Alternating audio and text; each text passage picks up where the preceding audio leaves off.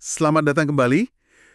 Kali ini kita langsung aja ya bahas materi menarik yang udah kamu siapin soal kitab-kitab Deuterokanonika. Atau apokrifa ya, sering disebut gitu juga. Betul. Ini kan tulisan yang ada di Alkitab Katolik sama Ortodoks, tapi nggak ada di kanon Protestan. Iya, Pasti banyak yang penasaran. Kamu juga mungkin, kenapa sih kok beda jumlah kitabnya? Terus isinya apa aja? nah itu dia. Dari ringkasanmu ini kita coba gali lebih dalam lah ya. Oke. Bukan cuma soal daftarnya apa aja, tapi kenapa sih sebagian tradisi nganggep ini penting? Dan gimana tulisan-tulisan ini kayaknya bisa jadi semacam jembatan gitu antara perjanjian lama dan baru. Sip. Jadi fokus kita gali wawasan dari catatanmu ini ya. Betul, menggali pemahaman dari sana. Oke deh, kita mulai dari yang paling dasar dulu, perbedaan jumlah kitabnya. Catatanmu bilang kanon Protestan itu 66 kitab. Iya, standar ya. Nah, Katolik nambahin 7 kitab utama di Perjanjian Lama, plus ada beberapa bagian tambahan juga ya. Benar. Dan ortodoks, malah lebih banyak lagi yang diakui. Wah, oke. Yang 7 tambahan utama itu kita sebutin aja kali ya.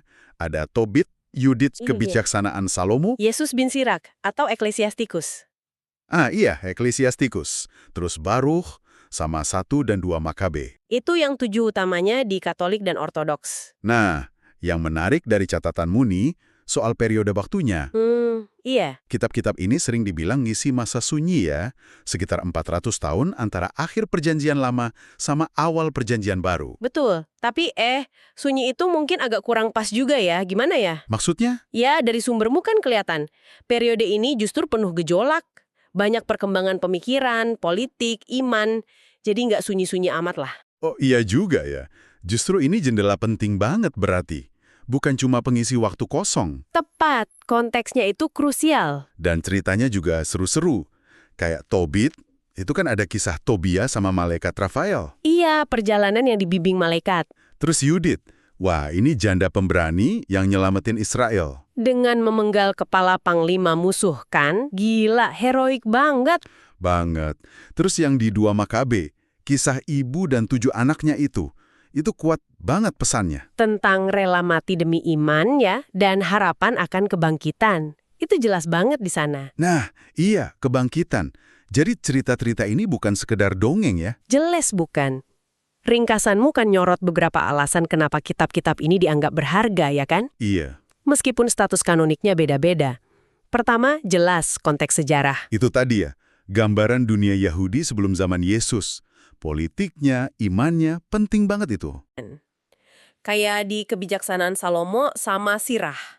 Mirip Amsal gitu ya, ajaran moral, etika. Mirip, ya. Ada nuansa yang sejajar lah sama Amsal. Terus yang ketiga, dari catatanmu, soal ketahanan iman? Nah, ini terutama di 1 dan 2 Makabe. Perjuangan mempertahankan identitas Yahudi di bawah tekanan Helenisme Yunani itu. Itu perjuangan yang nggak main-main loh, menyangkut identitas bangsa dan iman mereka. Makanya heroik banget ceritanya. Terus poin keempat yang kamu catat juga soal pengaruhnya ke Perjanjian Baru. Nah, ini menarik. Sumbermu bilang nggak ada kutipan langsung yang plek gitu ya.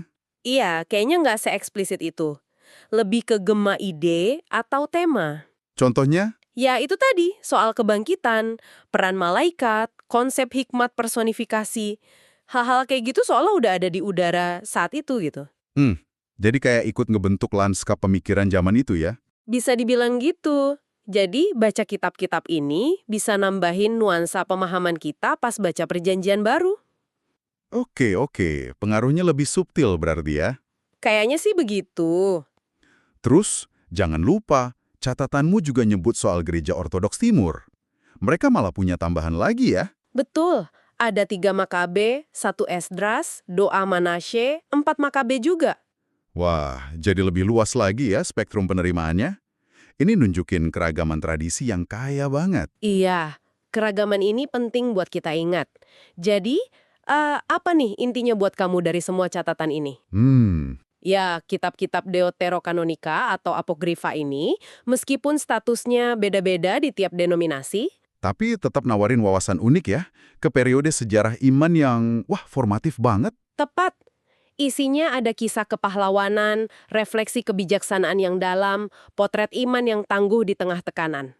Jadi kayak jembatan pemahaman gitu ya, antara dua perjanjian. Bisa dibilang begitu. Membantu kita lihat gimana iman Yahudi itu berkembang, bertahan, Terus? jadi tanah subur tempat kekristenan awal tumbuh. Nah, itu dia. Makanya seperti yang tersirat di catatanmu, banyak yang nganggap ini bacaan rohani yang berguna banget. Memperkaya lah. Oke, Memberi warna dan kedalaman ya pada narasi besar Alkitab. betul sekali. Nah, ini nih sebagai pemikiran penutup buat kamu renungkan di rumah. Oke, Kan kitab-kitab ini dekat banget ya sama eranya Yesus. Mereka ngelukisin harapan orang Yahudi saat itu, termasuk soal kebangkitan yang kuat di 2 Makabe. pergulatan iman mereka, konteks sosial politiknya. Iya. Nah, pertanyaannya, gimana pemahaman detail dari sumbermu ini bisa, mungkin, mengubah atau memperdalam cara kamu ngeliat? Ngeliat apa nih? Ngeliat kenapa ajaran Yesus dan para rasul itu kok bisa diterima, kok bisa ngena banget sama orang-orang pada waktu itu? Wah, pertanyaan bagus itu. Sesuatu buat dipikirin lebih lanjut lah ya. Konteksnya itu loh. Sip, bahan renungan yang menarik.